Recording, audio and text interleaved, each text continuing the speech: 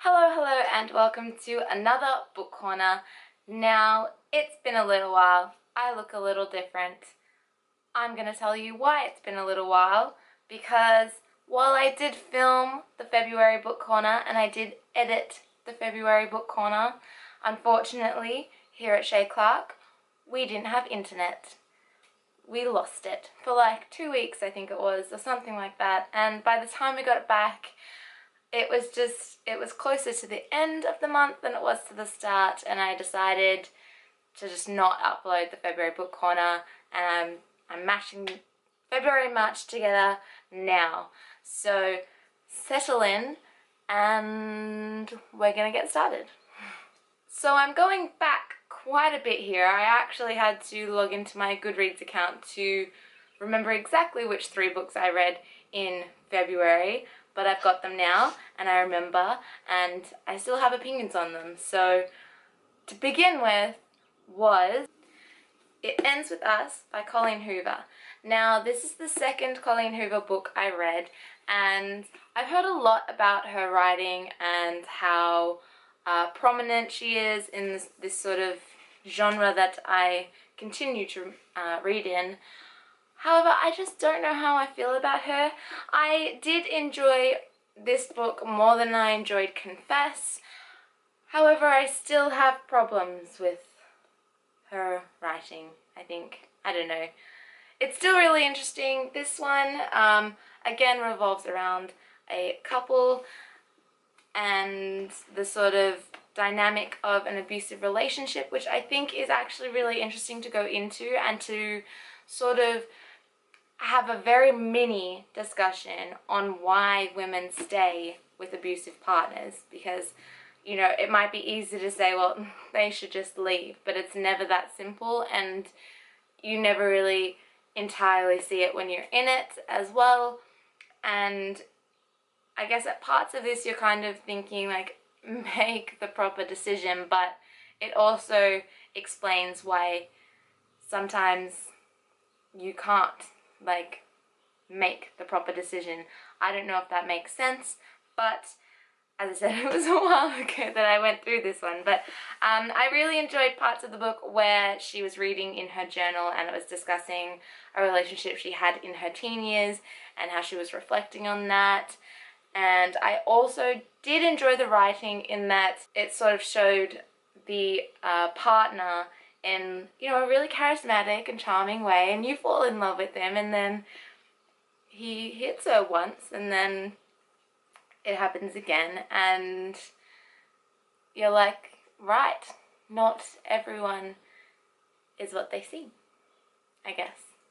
Anyway, the point is, Colleen Hoover, maybe it's just not exactly for me. I wasn't thrilled the whole time reading this book. I've read better books. Not to say it's not good, but just to say that I'm not sure she's for me. Let me know if you've read it and if you liked it. I don't know. Maybe it's just me. The next book that I got through also had a bit of sort of a morbid, not morbid, yeah, it was morbid. It's My Heart and Other Black Holes by Jasmine Warga. Jasmine. This one I did really enjoy and I got through quite quickly. It is significantly smaller. It was just super easy to read to, and also you were getting towards an end date. So this one is about a girl. She's made a suicide pact with this guy, and they have a set date, and it's counting down the days to that date, and sort of her thoughts and discussion, like why she's doing this, and it sort of unveils very slowly, but in a way that keeps you going, it keeps you reading. And I enjoyed this book. I did, actually. I did enjoy this book, and I sort of enjoyed that it discussed that you never actually know what someone's going through, which is a huge theme in the world right now, especially with 13 Reasons Why becoming like an absolute Netflix hit. I really enjoyed this discussion, and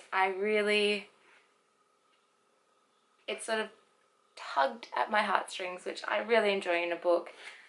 And yeah, I liked it. So if you like that sort of stuff, I was explaining to someone what I was reading about and they were just like, okay, you don't read happy stories? Now, I do read happy stories, is my point, but nothing does it like something that's a little bit sad, that's a little bit more intriguing than a happy life. Because, I mean, we get given happy stories all the time in film and television and, yes, and in books, and I like to explore the depths of emotion through books. I don't know what I'm saying. Let's go to the next book. The next book was and is The Unbecoming of Mara Dyer by Michelle Hodkin. I have recommended this to many people. I recommend it to you if you're watching this, if I hadn't already. This is great. This is a part of a trilogy. I only got them not that long ago, but I really wanted to get into sort of a trilogy again because their structure is slightly different. They tend to be a little bit more dramatic, and so there's a few more cliffhangers and stuff like that in trilogies and in sequels and stuff. And I really liked this book. I explain it as a cross between a YA and a fantasy. So it's very much structured just like a YA. It's a girl, she's in high school, something happens and she has to go, well, her family moves to another place and she's the new girl, and you know, there's all that. That sounds like any typical YA. That could be written by Rainbow Rowell, you know?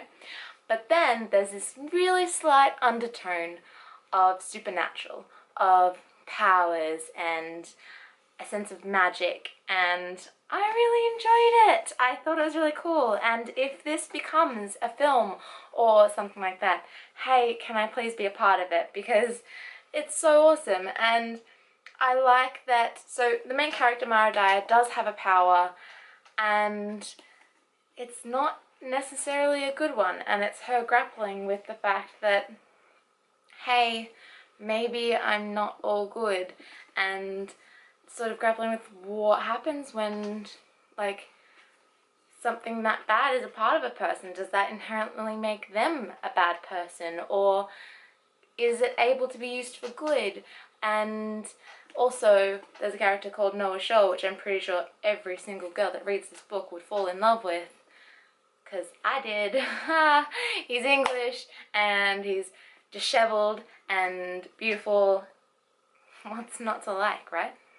I really recommend it, so get it if I haven't already bought it for you. Hey, Gem. Speaking of Gemma, I met up with Gemma a little while ago and she gave me a bunch of books, and because I am the type of person that really doesn't like people touching my things, I bought her some books. But one of the books that she gave me was Before I Fall, and I decided to smash this out before I went and saw the film, which I actually haven't had a chance to go see because I work a lot and suddenly I have a social life and I just haven't seen it, but I would love to. But I really enjoyed the book. It did take a while to get into.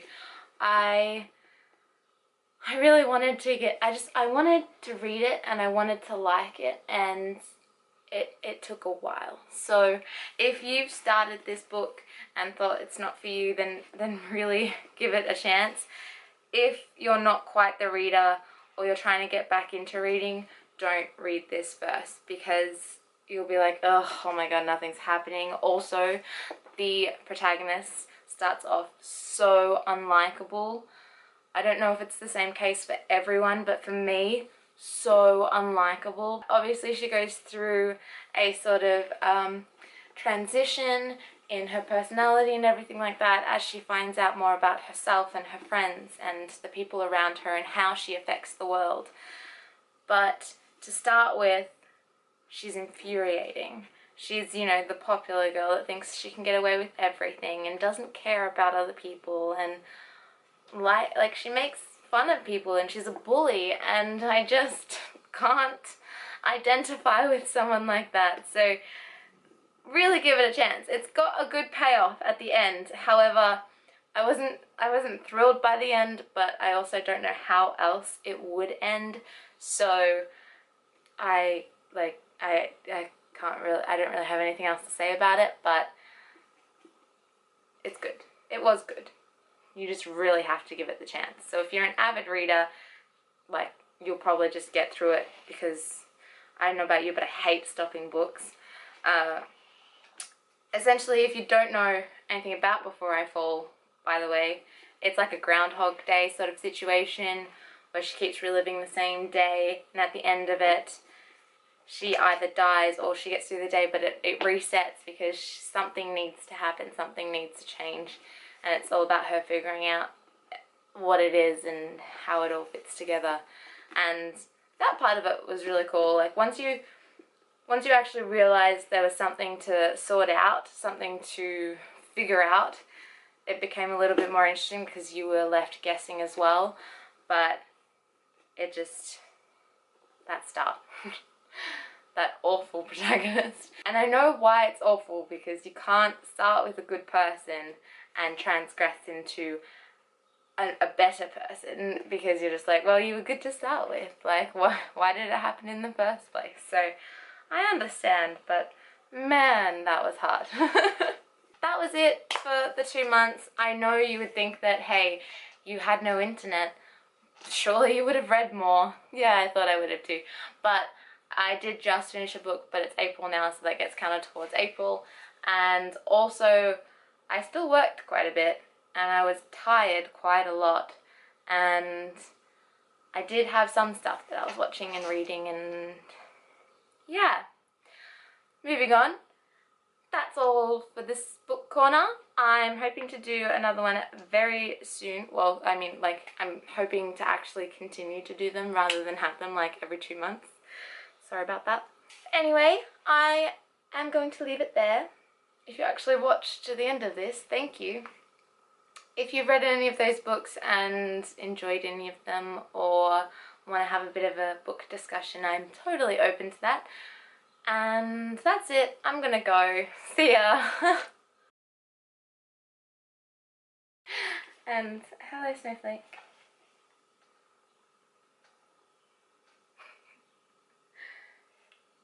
What do you want?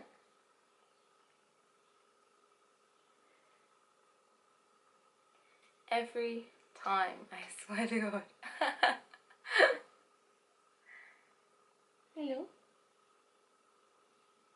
Trying to film a video.